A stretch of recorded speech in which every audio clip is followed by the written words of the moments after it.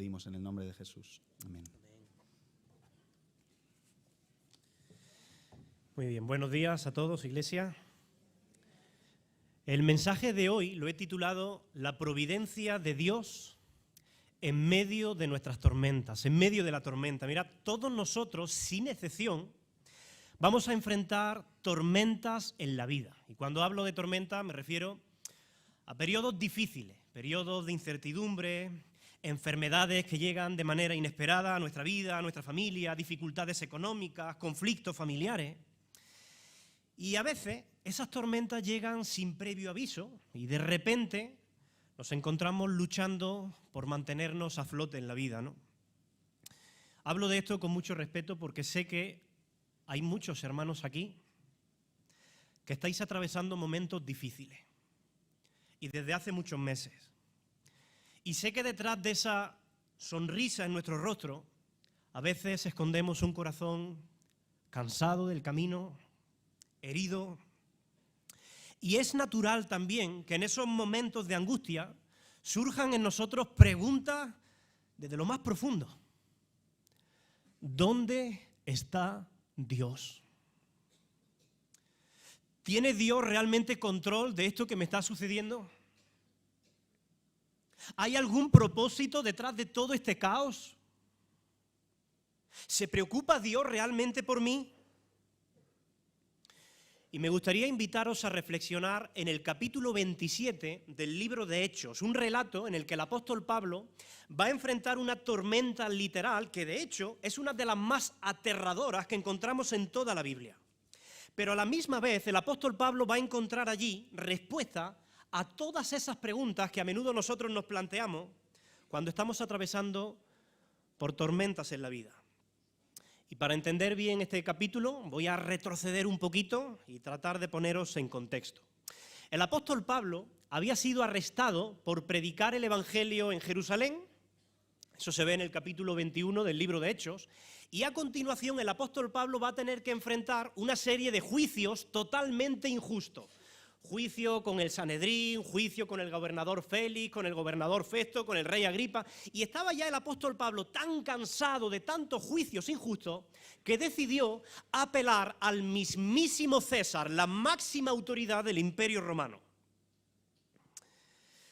Así que eso le va a llevar a ser enviado hasta Roma como un prisionero para poder comparecer ante el César. Y en ese viaje hacia Roma es donde el apóstol Pablo se va a encontrar con una tormenta que amenaza con destruirlo absolutamente todo. El barco, las vidas de todos aquellos que van a bordo, incluso la promesa que Dios le había dado de que un día llegaría a Roma y testificaría del Evangelio. Pero en medio de todo ese caos, en medio de las olas embravecidas, Pablo va a demostrar una fe inquebrantable en un Dios que nunca pierde el control. Pablo tiene la certeza de que cuando todo parece estar fuera de control, Dios sigue siendo soberano y que Él está presente y que Él está cercano y que Él tiene un propósito aunque nosotros no lo entendamos y que Él sigue cumpliendo su plan incluso en medio de las tormentas de la vida. Así que la pregunta que hoy debemos plantearnos no es si vamos a pasar por tormenta, porque todos nosotros las vamos a enfrentar tarde o temprano. La pregunta es, ¿cómo puedo encontrar paz, esperanza y propósito en medio de esas tormentas? ¿Qué puedo aprender yo de la fe del apóstol Pablo, de su confianza en un Dios soberano, cuando las olas de la vida parecen demasiado fuertes como para mantenerse a flote? Y mi oración en esta mañana es que este relato pueda aumentar tu confianza en Dios, que pueda ahuyentar tus temores y ayudarte a afrontar las tormentas de tu vida con fe y con esperanza. Así que me gustaría invitaros a leer, abrir vuestras Biblias por Hechos, capítulo 27. Es un capítulo muy largo, así que voy a leer bastantes versículos que aparecerán en la pantalla y me detendré en algunos de ellos para ir comentándolo.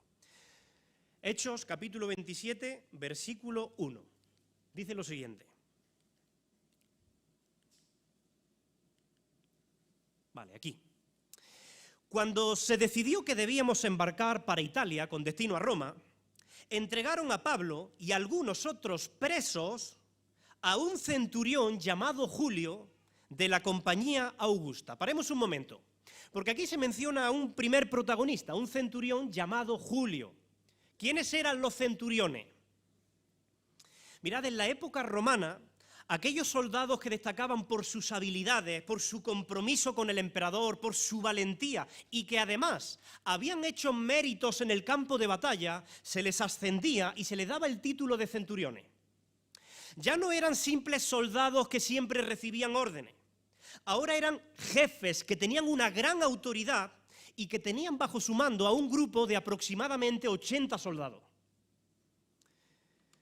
Pues este centurión, llamado Julio, va a ser el responsable de hacer que Pablo y el resto de los presos lleguen hasta el mismísimo César para comparecer ante él y ser juzgados. Esa era su única misión. Así que todos ellos se suben al barco. Versículo 3. Al día siguiente llegamos a Sidón, la ciudad de Sidón. Pero fíjate qué interesante lo que añade Lucas. Dice Julio, es decir, este centurión, trataba con dignidad a Pablo.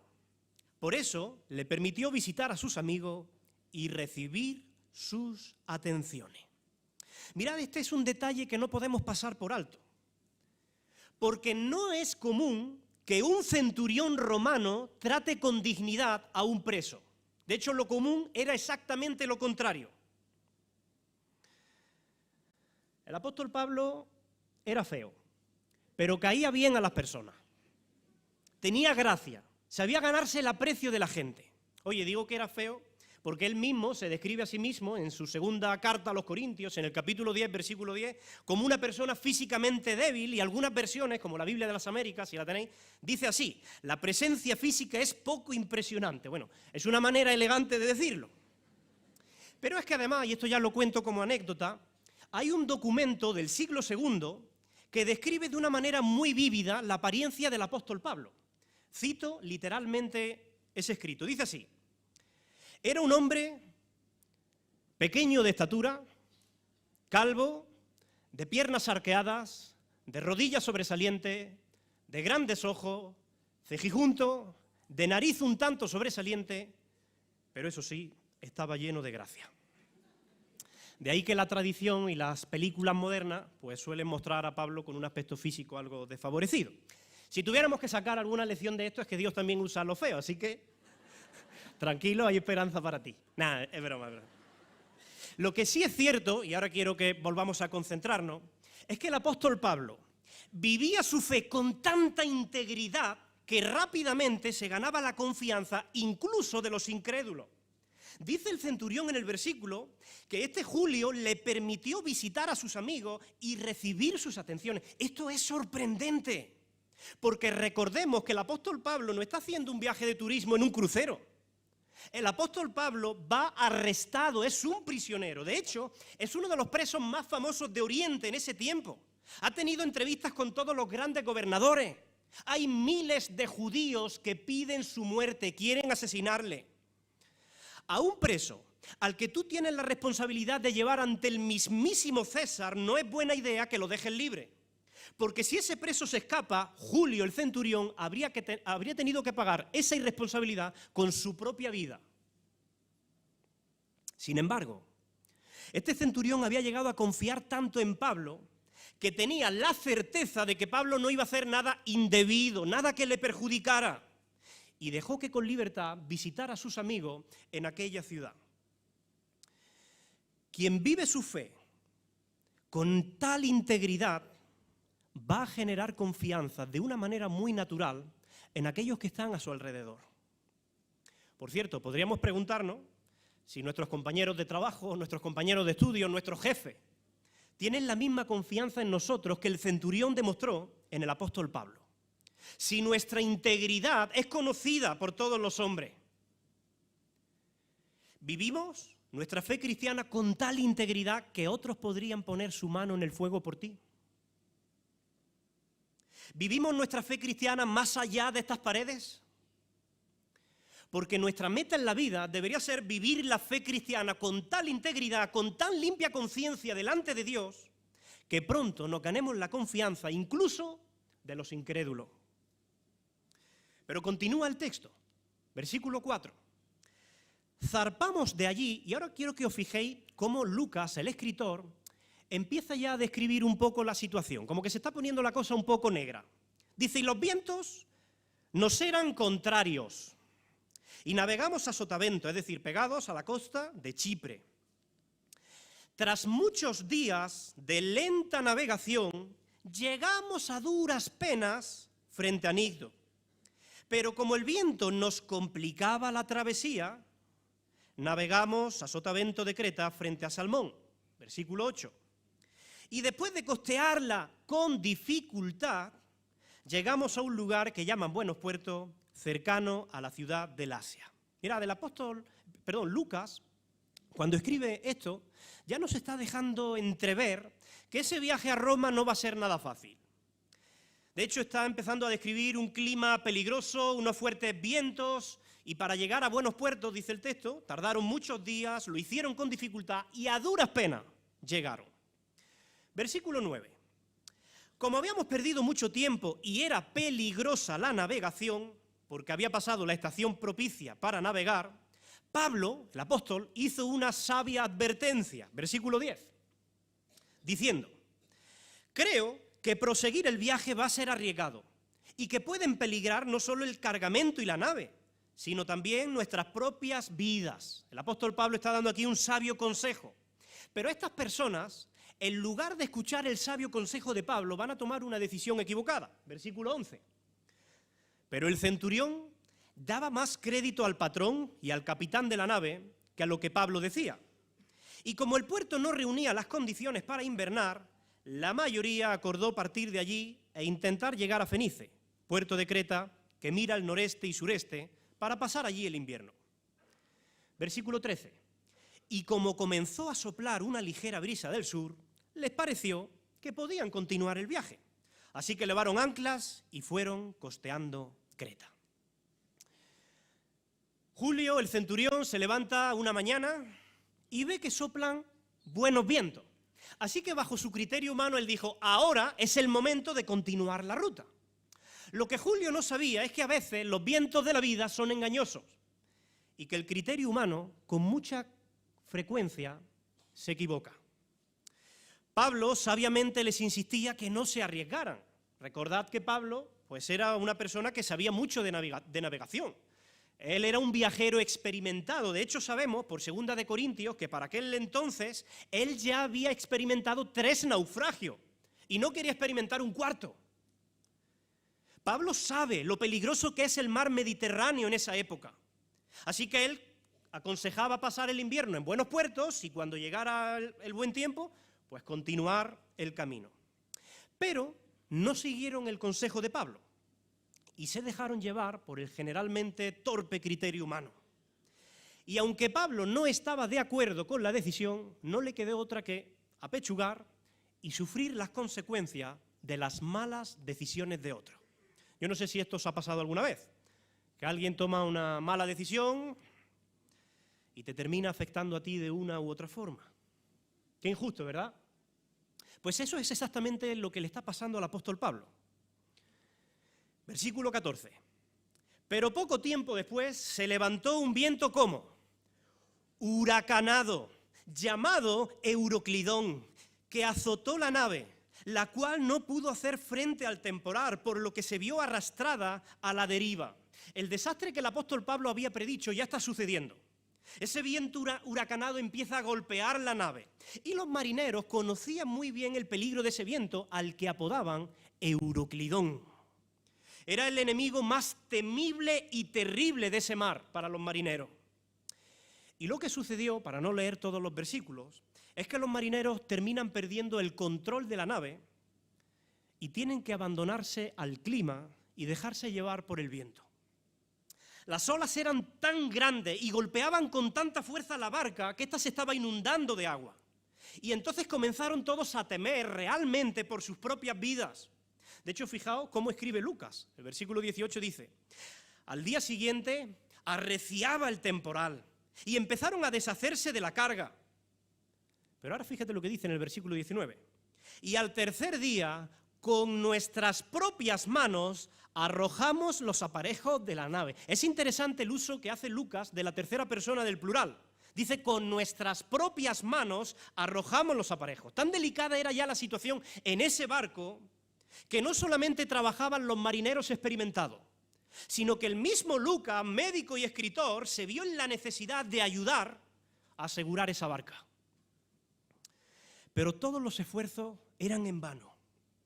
Yo quiero que tú empiezas a sentir un poquito de esa angustia que ellos estaban empezando a sentir. Dice el versículo 20, y durante muchos días, no pudieron verse el sol, ni las estrellas, y la fuerte tempestad nos seguía azotando. Así que ya habíamos perdido toda esperanza de salvarnos. Y ante la inminente realidad de una horrible muerte por ahogamiento, dice lo siguiente el apóstol Pablo. Entonces Pablo, como hacía ya mucho que no comíamos, probablemente por el mareo que estaban sufriendo, por las dificultades de preparar comida en esas trágicas condiciones, por el nudo que tendrían en el estómago por la angustia, o porque simplemente se habrían echado a perder muchas de esas provisiones, Pablo se puso en pie en medio de ellos y dijo, ciertamente habría sido conveniente haberme hecho caso y no zarpar de Creta, si hubiera evitado este daño y esta pérdida. Es otra forma amable de decir, os lo dije, me teníais que haber hecho caso. Pero el apóstol Pablo no solamente los reprende, sino que también los va a animar.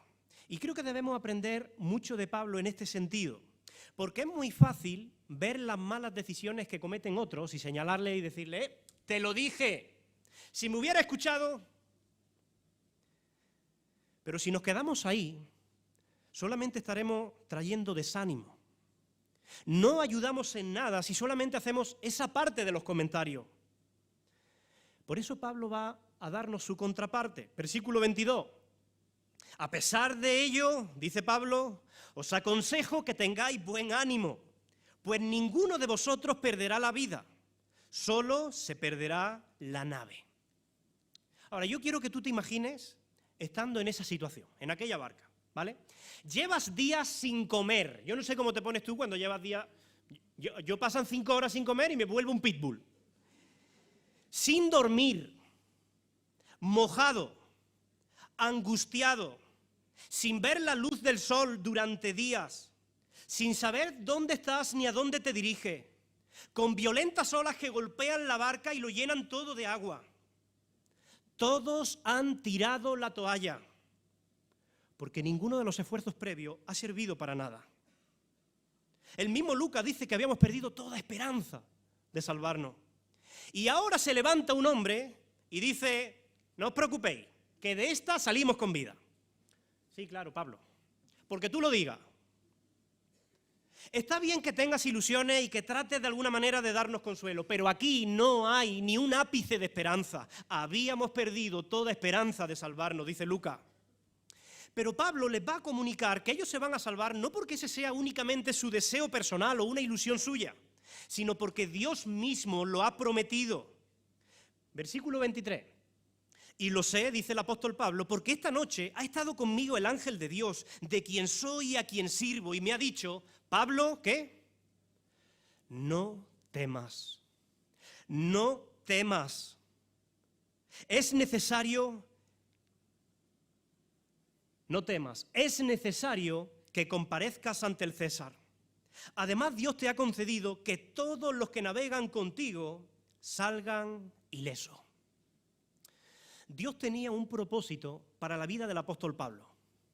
Y no hay tormenta que pueda frenar o detener el propósito de Dios para la vida de alguien. Y eso es igualmente cierto para tu vida y para mi vida. A veces van a llegar vientos huracanados a nuestra vida, a nuestra familia, a nuestro matrimonio, a nuestro trabajo, a nuestra economía, a nuestra salud. Y durante un tiempo dejamos de ver todo rayo de esperanza. Y en esos momentos es muy difícil escuchar la voz de Dios en medio del temporal. Pero si nosotros escuchamos la voz de Dios, ¿sabéis qué escucharemos? No temas. Lo mismo que escuchó el apóstol Pablo, porque nuestras vidas están en las manos de Dios. Y si Él tiene establecidos propósitos para ti, ese propósito se va a cumplir y no hay nada ni nadie que lo pueda detener. Pero me parece muy interesante el hecho de que, gracias al propósito que Dios tenía para la vida de Pablo, muchos otros se van a beneficiar de la protección de Dios hacia Pablo. Porque dice Pablo que todos los que estaban con él se iban a salvar. Yo creo que a veces los incrédulos no son conscientes de cuánto bien les hace y de cuánto les beneficia tener cerca de ellos a hombres y a mujeres que viven su fe cristiana con integridad y que están bajo la sombra del Omnipotente. Por tanto, amigos, dice Pablo, pues ánimo, pues confío en Dios y sé que ocurrirá tal como me ha dicho. Sin duda llegaremos a alguna isla. No sé a qué isla llegaremos, pero a alguna llegaremos. Mirad, esta historia que estamos leyendo nos invita a reflexionar en algunos aspectos importantísimos de la providencia de Dios. Y lo primero que podemos aprender es que incluso los errores de los demás están dentro de la providencia de Dios para tu vida. Eso es tremendo. Pablo dijo, en este barco no hay que subirse, pero se vio obligado a subirse en ese barco. Y él no quería, y sabía lo que iba a pasar. ¿Qué seguridades tenía el apóstol Pablo? ¿Te va a ir todo bien en la vida? No. No hay seguridades cuando uno se sube al barco. Solo hay una seguridad. Dios le dijo, a Roma llegas. Es decir, el propósito de Dios para tu vida se va a cumplir sí o sí. A Roma vas a llegar. Ahora, el cómo, eso ya es otra cosa. Y a veces, iglesia, la voluntad de Dios para tu vida y para mi vida es que pasemos por el ojo del huracán. A veces Dios permite que experimentemos situaciones que se escapan de nuestro control, a las que no le vemos salida, donde no vemos la luz del sol durante días, donde parece que no hay un ápice de esperanza. La vida cristiana está llena de incertidumbres.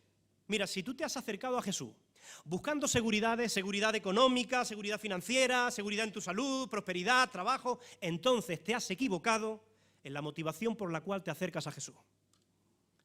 Lo que Jesús te ofrece es la seguridad de tu salvación eterna.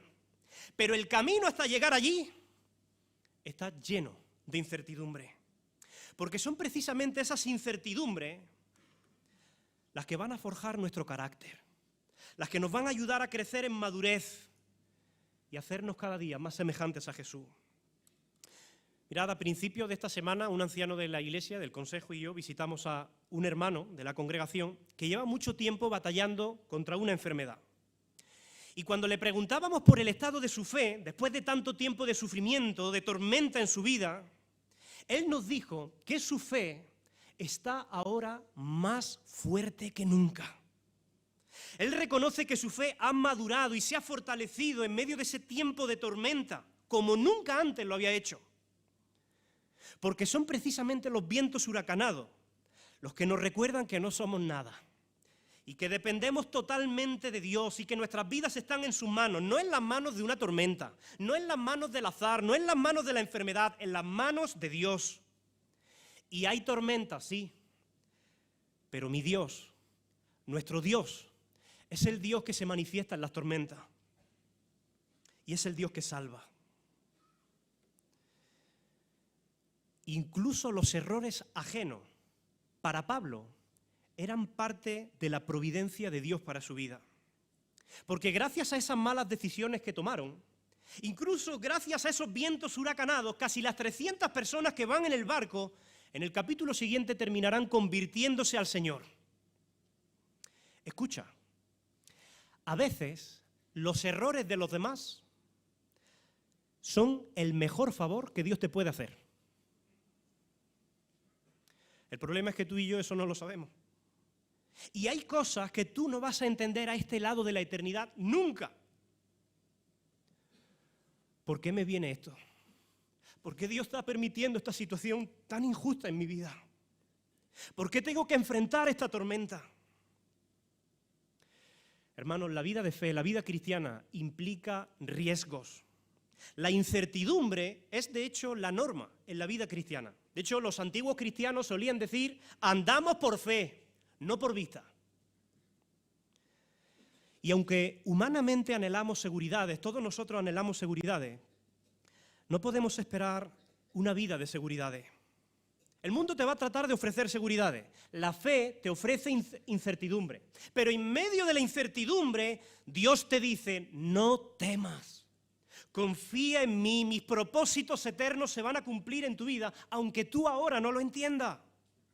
Os hago una pregunta. ¿Debemos entenderlo todo para confiar en Dios y para obedecerle?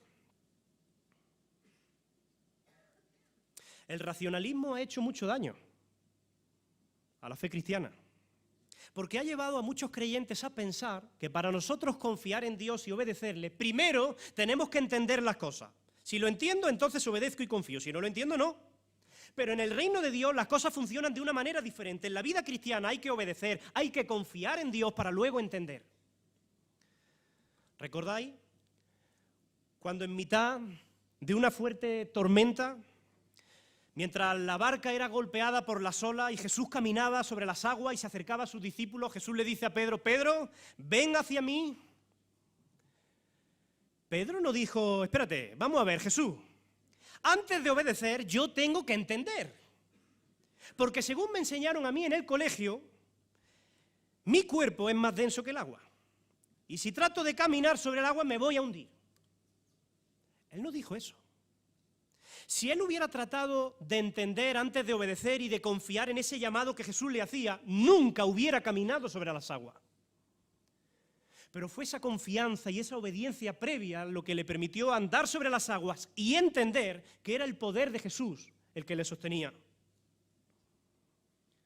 Siempre ha sido así. Abraham, el padre de la fe, Dios le dice, Abraham, sal de tu tierra y de tu parentela a la tierra que yo te mostraré. Y Abraham no dijo, espera, Señor, yo tengo que entender algunas cosas antes. En primer lugar, ¿a dónde nos lleva? Sí, a la tierra que yo te mostraré, pero ¿eso dónde es? ¿Y habrá alimento para todo mi ganado allí? Porque soy un hombre muy rico. ¿Y habrá peligros en el camino? ¿Y cuánto tiempo vamos a tardar en llegar? No hay respuesta. Pero él confió. Él obedeció sin tener todas las respuestas. Y en el camino de la obediencia, Abraham fue entendiendo los propósitos soberanos de un Dios bueno. El apóstol Pablo tampoco tenía que entenderlo todo. Y yo no sé si tú estás atravesando hoy por una tormenta, por un momento de incertidumbre, en el que no entiendes absolutamente nada y no sabes por qué Dios está permitiendo que pases por eso. Pero el Dios que se manifiesta en las tormentas te dice, no temas, porque yo te amo desde la eternidad y hasta la eternidad. Y quizá tú no tienes la capacidad, la experiencia, la sabiduría suficiente para entender por qué yo permito ciertas cosas en tu vida. Pero confía en mí porque te amo, porque yo soy Dios y aunque tú ahora no lo puedes entender, confía, obedece y crecerá tu fe y un día entenderás. Ese es el secreto de la madurez cristiana. Confiar y obedecer a Dios para entender. En la vida cristiana se aprende confiando en Dios en medio de la tormenta. Confía en Dios en medio de tu tormenta. Descansa en sus propósitos. Mira, yo no sé si Dios va a permitir que tú naufragues o que pases por el ojo del huracán, pero que llegas a Roma, llega. Sus propósitos siempre se cumplen en tu vida. Y es verdad que la voluntad de Dios es que a menudo pasemos por el ojo del huracán, porque cuando estamos ahí, ya no hay nadie en quien confiar, excepto únicamente en Dios, solo en Él y nada más que en Él. Y esa es la confianza del salmista. En el Salmo 23 que antes hemos cantado, el salmista dijo, aunque ande en valle de sombra de muerte, no temeré, no temas, porque tú estarás conmigo. Y en aquella barca estaba Pablo, y él no entendía la mayoría de las cosas, pero sabía que el Señor le sostenía, y eso era suficiente. Y pasaban los días, la situación seguía siendo un desastre, pero cuando llevaban 2 semanas completamente perdidos, naufragando sin rumbo, de repente empiezan a percibir señales de que están cerca de tierra.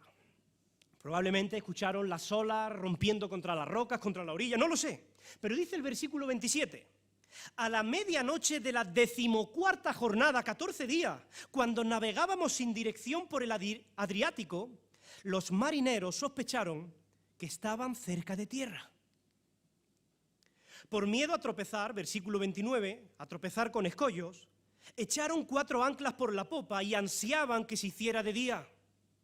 Los marineros, fíjate lo que dice ahora, trataron de huir de la nave y aparentando que querían soltar las anclas de proa, echaron al mar el esquife.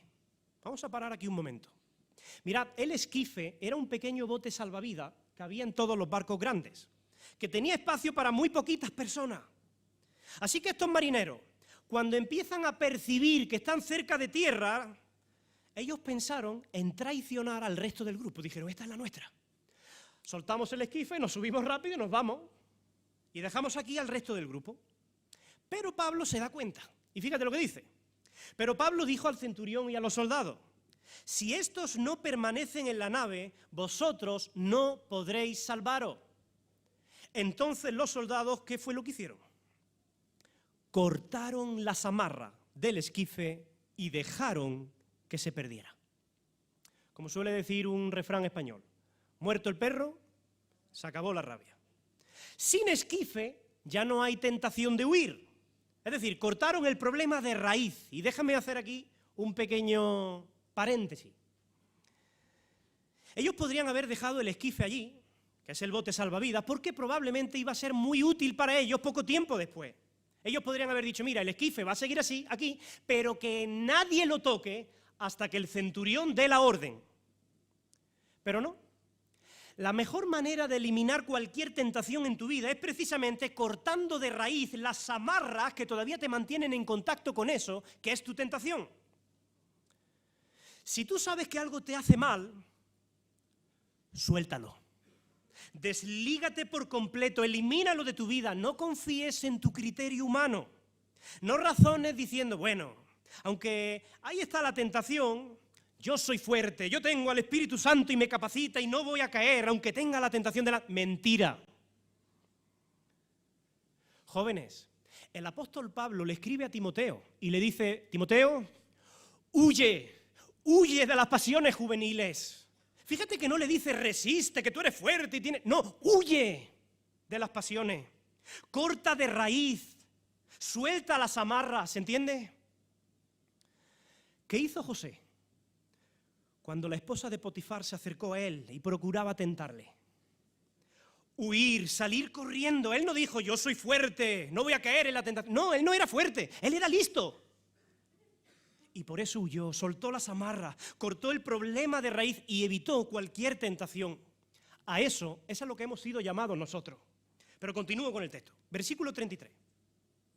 Comenzaba a amanecer cuando Pablo animó a comer a todos y les dijo, este es el 14º día que esperáis si permanecéis en ayunas sin comer nada. Es tremendo. 14 días sin comer nada, sin ver la luz del sol. Por tanto, os ruego que toméis alimento para que conservéis la salud, pues ni un cabello de la cabeza de ninguno de vosotros perecerá. Y dicho esto, tomó el pan y dio gracias a Dios en presencia de todos y lo partió y comenzó a comer. Y los demás, con buen ánimo, fijaos que el poder que tiene la comida, ¿no? Los demás con buen ánimo comieron también. Los que estábamos en la nave éramos en total 276 personas. Cuando se hizo de día, no reconocieron el lugar, pero vieron una ensenada, es decir, una bahía que tenía playa, y acordaron varar allí la nave, si ello fuera posible. Soltaron pues las anclas y las dejaron en el mar. Aflojaron también las amarras del timón, alzaron al viento la vela delantera y se dirigieron hacia la playa. Fíjate qué interesante. Parece de nuevo que están entrando rayos de esperanza en esta historia, ¿verdad? Pero cuando parece que hay algo de esperanza y todos están más animados, fijaos lo que sucede. Pero llegaron a un punto donde se encontraban dos corrientes y la nave encalló. La proa quedó clavada e inmóvil, en tanto que la popa era destrozada por los golpes del mar. El barco está siendo totalmente destruido por las olas. ¿Cuán a menudo nos pasa eso a nosotros, verdad? Estamos pasando por un tiempo de pruebas, parece después de tanto tiempo que viene un tiempo de esperanza y cuando nos ilusionamos, ¡pum!, de nuevo malas noticias. Así es la vida. Mirad, estas personas, estos marineros sabían que no podían permanecer ni un minuto más en ese barco. Pero por otro lado, si los presos se escapaban, todos los soldados tendrían que pagarlo con su propia vida. Eso es lo que decía la ley romana. Así que, fijaos lo que deciden. Entonces todos los soldados acordaron matar a los presos para que ninguno se fugara nadando. Mas el centurión, queriendo salvar a Pablo, les impidió llevar a cabo su propósito y mandó que los que supieran nadar saltasen los primeros al agua para llegar a tierra. Mirad, puede darnos la impresión de que el que está salvando al apóstol Pablo es el centurión. Y desde una perspectiva humana es cierto. Pero desde una perspectiva más amplia es Dios. Es Dios quien está llevando a cabo su propósito de llevar al apóstol Pablo con vida hasta Roma. Mirad, nuestras vidas siempre en última instancia están en las manos de Dios. No están en las manos de un centurión. No están en las manos de soldados sedientos de sangre que quieren cargarse a todos los presos. No están en las manos de una enfermedad. No están en las manos de médicos. Nuestras vidas no dependen de un medicamento, de un tratamiento. Dependen únicamente de Dios. Aunque, eso sí, a Dios le place muchas veces valerse de personas como el centurión o de recursos para llevar a cabo sus propósitos. En cuanto a los demás, termina diciendo, unos llegarían sobre tablones flotantes y otros sobre restos de la nave. Pero que llegaban, llegaban. De esta forma, todos se salvaron, llegando a tierra. Las 276 personas que iban a bordo de ese barco llegaron a tierra sanas y salvas. El barco se perdió, pero las vidas de todos ellos se salvaron tal y como Dios lo había prometido. El poder y la providencia de Dios han triunfado en medio de esa terrible tormenta. Y mira, si tú eres creyente, a lo mejor conoces a algún Julio. A esa persona que toma decisiones equivocadas, que de una u otra forma te terminan afectando, perjudicando. Tú no sabes cómo, pero en la providencia de Dios, Él puede usar incluso los errores de Julio para cumplir su voluntad divina en tu vida. Pablo creía que el único propósito que él tenía, lo único que él tenía que hacer era llegar a Roma para hablar con el César. Pero Dios tenía propósitos mayores para su vida. Manifestar su gloria a 276 personas en medio de una tormenta para que todos ellos terminaran abrazando el Evangelio. Y si no hubiera pasado todo lo que pasó, todas esas aparentes injusticias y sinsentido, esas personas no hubieran conocido al Salvador. Así opera la providencia de Dios, de manera misteriosa que nosotros no entendemos, pero Dios nos llama, nos invita a confiar en Él. La pregunta es, ¿estás dispuesto a confiar en Dios aunque no lo entiendas todo? Esa es la invitación que Dios te está haciendo hoy, en esta mañana. Y hermano, a mí me gusta pensar de alguna manera que en cierto sentido la iglesia Cristo vive es como ese barco. En ese barco cabemos todos. Es una iglesia abierta a todo, dice el lema, ¿no? Hay centuriones, hay soldados, hay pasajeros, hay esclavos, hay presos, hay de todo, somos diferentes, pensamos de manera diferente, tenemos personalidades diferentes. Y a veces hay personas que pueden tomar o podemos tomar decisiones equivocadas que terminan afectando a otros. Y a veces podemos intentar incluso matarnos como ellos, metafóricamente hablando, espero. Pero eso es la iglesia. ¿Y qué nos espera en este barco? Nos esperan tempestades. Nos esperan incertidumbre. Porque seguir a Jesús es el lugar más peligroso que existe. Porque es ir contracorriente. Y ir contracorriente no es fácil, es difícil, es peligroso, pero tenemos una seguridad, que vamos a llegar a la meta, al premio del supremo llamamiento en Cristo Jesús. Pero tú tienes que decirle sí al Señor, confío en ti en medio de la tormenta. Mirad, es muy fácil confiar en Dios cuando todo va bien en la vida. Cuando tienes un trabajo fijo, cuando tienes un buen sueldo, cuando tus seres queridos tienen buena salud, cuando no sufren ningún tipo de pérdida. Pero el carácter y la fe son probados en medio de las tormentas, a través de la enfermedad, a través de las pérdidas, cuando no sabes cómo vas a llegar a fin de mes, cuando no ves la luz por día. Y con frecuencia Dios va a permitir que nosotros, sus hijos, enfrentemos situaciones que no teníamos planeadas. Situaciones que nos van a pillar por sorpresa, que se escapan de nuestro control, circunstancias que nos sacuden, que a veces nos llenan de temores como humanos que somos. Y es ahí donde tenemos que demostrar, como el apóstol Pablo, confianza en que los propósitos de Dios para nuestra vida se van a cumplir, sea cual sea la tormenta que ahora mismo tú estés atravesando. Si tú estás pasando por una tormenta, si sientes que no hay esperanza, Dios hoy te dice, no temas. Yo tengo un propósito para tu vida que se va a cumplir sí o sí. Las tormentas no determinan tu destino, Dios sí. Llegarás a buen puerto, confía en el Señor porque Él puede darle propósito a tu tormenta y mientras tanto, Él puede llenarte de consuelo y de esperanza. Y si necesitas la ayuda de tus hermanos para que te recuerden esta verdad, abre tu corazón, busca esa ayuda, no te avergüences de hacerlo. Amén. Señor, te damos las gracias por darnos la porción de maná que necesitamos. Gracias, Señor, por alimentarnos con tu palabra. Pero queremos pedir que estas verdades bajen un palmo de la cabeza al corazón. Que podamos abrazar tu soberanía, tu providencia, hacer de ella nuestra almohada de descanso. Señor, llena nuestro corazón de paz. Y de manera especial quiero orar por aquellos hermanos, hermanas que están pasando por tormenta y que llevan meses batallando. Te ruego, Señor, que les des ánimo, que renueves su fuerza, que ellos puedan poner su confianza absolutamente en ti y que puedan sentir el cariño de todos los que vamos en el mismo barco. Señor, tú eres soberano.